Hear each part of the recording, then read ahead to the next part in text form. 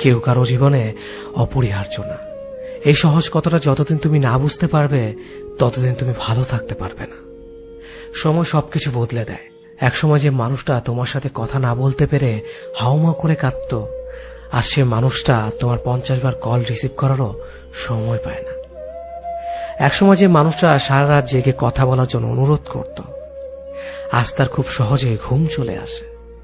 একসময় যে মানুষটা তুমি না খেলে খেত না, আজ তার সময় হয় না তোমার কাছে জানতে চাইবার তুমি খেয়েছ কিনা। একসময় যে মানুষটা তোমাকে ছাড়া 1 মিনিটও চলে না বলে শক্ত করে জড়িয়ে ধরত, আজ সেই মানুষটা 1 সপ্তাহ পরেও যোগাযোগ করার সময় পায় না। একসময় যে মানুষটা তোমার সবকিছু ভালো লাগতো, আজ সেই মানুষটার তোমার ভালো জিনিসগুলো অসহ্য লাগে।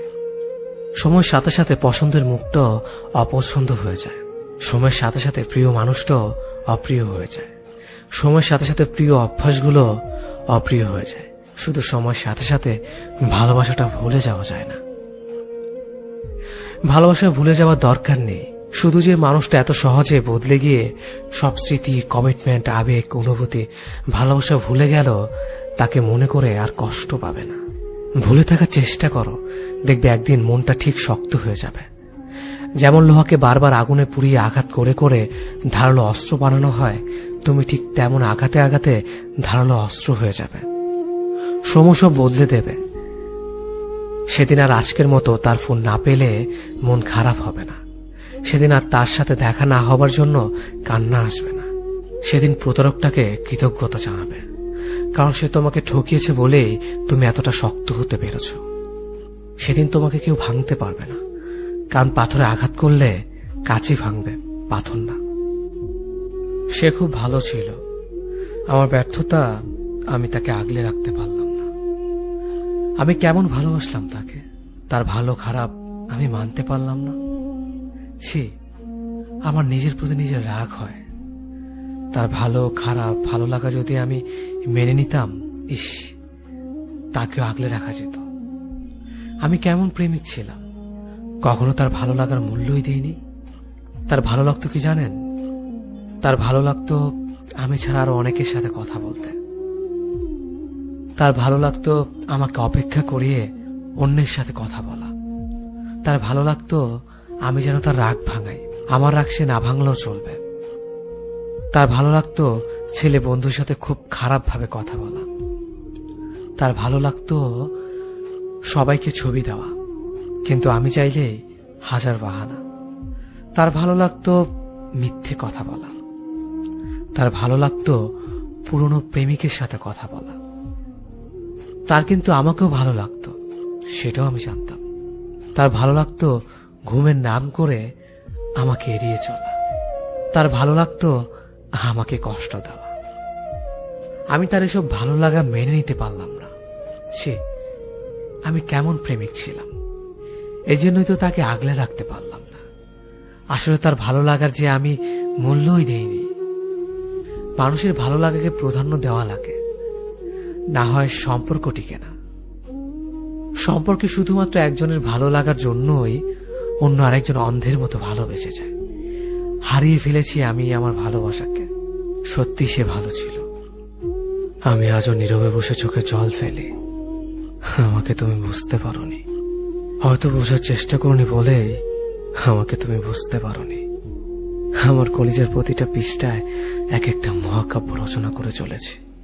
একটা বারের জন্য তুমি পড়ে দেখোনি। তবে আমাকে দেওয়া ভালোবাসা কি আমার প্রতি তোমার করুণা ছিল?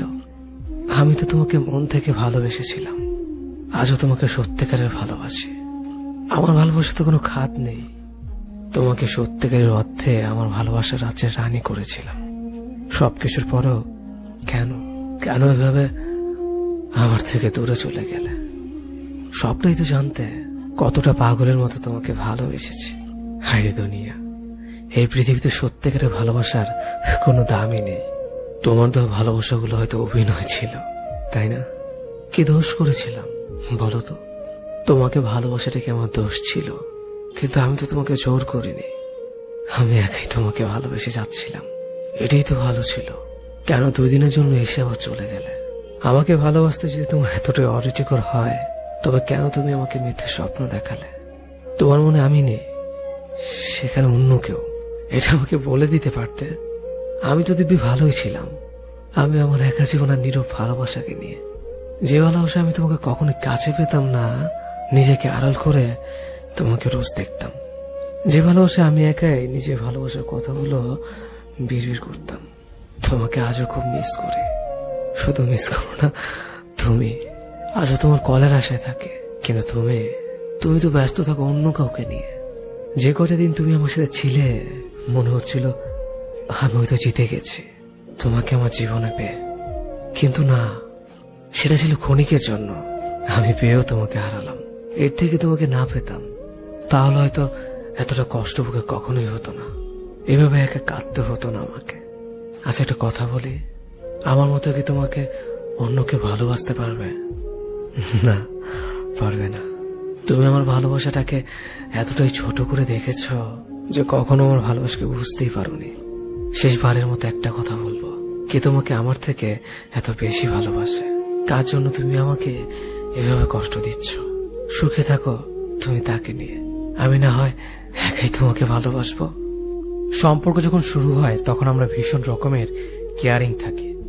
সকালে ব্রেকফাস্ট থেকে ডিনার পর্যন্ত একজন অপরজনের খাবারের কথা মনে করিয়ে দেই। ব্যাপারটা এমন না যে আমি তাকে খেতে না বললে সে খাবে না। ব্যাপারটা হলো সম্পর্কের শুরুর দিকে কেয়ার নেওয়া এবং কেয়ার পাওয়া, দুটো বিষয় আমরা ভীষণ রকমের তৃপ্তি পাই। ঘন্টায় 3 বার ফোন দেওয়া, দিন শেষে প্রিয় মানুষের সাথে ঘন্টা পর ঘন্টা কথা বলা, একজন অসুস্থ হলে আরেকজনের দুশ্চিন্তা হওয়া, সবকিছুই একটু অন্য রকমের থাকে। মাঝে মাঝে মনে হয় মানুষটাকে ভালোবাসার জন্য এক জীবন যথেষ্ট না। এরপর অল্প অল্প করে সম্পর্কের ডেফিনেশন বদলাতে শুরু করে। কেয়ারিং মানুষগুলো ড্যাম কেয়ার হয়ে যায়, প্রিয় মুখ মুখস্থ হয়ে যায়। রাত জেগে কথা বলা মানুষটা মধ্যরাতে ঘুমাতে শুরু করে। একজনের অসুস্থ হওয়ার ব্যাপারটা আরেকজনের কাছে স্বাভাবিক হতে শুরু করে। প্রচন্ড জ্বরের ঘরে যে বিপরীত মানুষটা একসময় মাথায় হাত বোলানোর কথা বলতো, সম্পর্কের বয়স বেড়ে গেলে সেই মানুষটা একটা না পেয়ে এক্সট্রা খেয়ে ঘুমিয়ে যাওয়ার কথা বলে। টিপ পড়লে তোমাকে কি যে সুন্দর লাগে বলা প্রেমিক একসময় চোখের নিচে পড়ে যাওয়া কালিরও খেয়াল করে না। আমরা বেরিয়ে আসতে শুরু করি একটা ফ্যান্টাসির জগৎ থেকে। তারপর একদিন আর সবকিছু আগের মতো চলতে থাকে না। সব কেমন এলোমেলো লাগে। মানুষটা অভ্যাস হয়ে গেলেও একসময় মানুষটাকে আর আপন লাগে না। হৃৎপিণ্ড ভর্তি ভালোবাসা মরে গিয়ে যেখানে অভিযোগ ঢুকতে শুরু করে। আহা, ইনসোমিনিয়া ঝাপটে ধরে সমস্ত শহরটাকে। আমরা আশ্রয়হীন থাকতে পারি না। সবসময় একটা আশ্রয় দরকার হয় আমাদের। তারপর আমরা দূরে যেতে শুরু করি, একটা নিরাপদ আশ্রয় খুঁজে, একটু প্রেম খুঁজে, একটু কেয়ারিং চাই। মাঝে মাঝে দূরে চলে যেতে হয়। দূরে চলে যাওয়াটা জরুরি। দূরত্ব সৃষ্টি না হলে মানুষগুলোকে গুরুত্ব বোঝানো যায় না।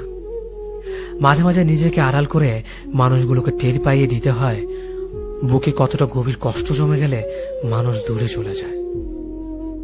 জীবনে হুট করে নতুন কাউকে মনে জায়গা দেওয়ার আগে একবার হলো পুরনো সে মানুষটার কথা ভেবে নিও, যাকে মনে জায়গা দিয়ে তুমি নির্মমভাবে ঠকেছিলে। তখন তো তুমি ঠিক আড্ডা বুঝতে পারোনি প্রতারক মানুষটার করা অভিনয়টুকু, যার কারণে মানুষটার কথার মায়াজালে তুমি আটকে গিয়েছিলে। কিন্তু এখনো যদি সেই একইভাবে প্রতারিত হও, তাহলে তুমি এখনো বোকাই আছো। যে ভালোবাসতে চায় তাকেই যে ভালোবাসতে হবে এমনটা কোথাও লেখা নেই। সবাই তো আবার সত্যিকারের অর্থেই মন থেকে ভালোবাসে না। অনেকেরই ভালোবাসার কথার পেছনে থাকে অভিনয়, ছলনার, প্রতারণার মতো বাজে উদ্দেশ্য। সবার মিষ্টি কথায় নিজেকে ভোলাতে নেই। তোমার জীবনে অনেকেই ভালোবেসে কাছে আসতে চাইবে, কিন্তু সবাই তোমাকে সত্যিকারের অর্থে মন থেকে ভালোবাসবে না। অনেকেই শুধুমাত্র অতীতকে ভুলে থাকার জন্য নতুন করে কাউকে কাছে পেতে চায়। অনেকের কাছে ভালোবাসা শুধুমাত্র সময় কাটানোর জন্য। যে মানুষটা হুটহাট করে জীবনে চলে আসতে চায় তার বিদায় বেলাও হুটহাট করে হয়ে যায়। হঠাৎ করে চলে আসা মানুষগুলো সারা জীবন থাকতে আসে না। এরা অনেকটা অতিথি পাখির মতো খানিকটা সময় মনে নাড়া দিয়ে চলে যায়। অতিথি পাখিকে যেমন আটকে রাখা যায় না, এদেরও ধরে রাখা যায় না। যে জীবন থেকে চলে যেতে চায় তাকে যেমন জোর করে ধরে রাখতে হয় না, তেমনি ভাবে যে জীবনে হঠাৎ করে আসতে চায় তাকেও সাথে সাথে গ্রহণ করতে হয় না। মানুষটাকে অপেক্ষা করাতে হয়, তার ভালোবাসার পরীক্ষা নিতে হয়। এতে করে সঠিক মানুষ চিনতে পারা যায়। জীবনে ভুল কোনো মানুষকে ভালোবেসে ঠকে যাওয়ার থেকে সারা জীবন একা থাকাটাই অনেক ভালো। এতে করে আর যাই হোক, অন্তত ভুল কোনো মানুষের স্মৃতি নিয়ে সারা জীবন বেড়াতে হয় না।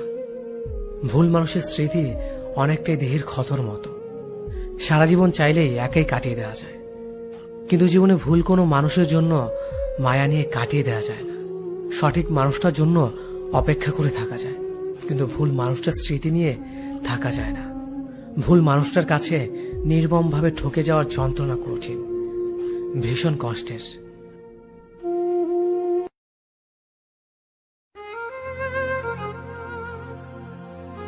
জানো, মাঝে মাঝে তোমার কথা মনে পড়লে খুব কষ্ট হয়, চিৎকার করতে ইচ্ছে করে। মনের ভেতর কেউ যেন আমাকে হত্যা করছে। কেন এমন ভয় হয় তোমার জন্য? পারবে কি উত্তর দিতে? মাঝরাতে ঘুম ভেঙে গেলে হঠাৎ আঁতকে উঠি। যেন মাঝে মাঝে ভাবি, যাকে নিয়ে এত চিন্তা করছে সে তো অন্য কারো কথা চিন্তা করে।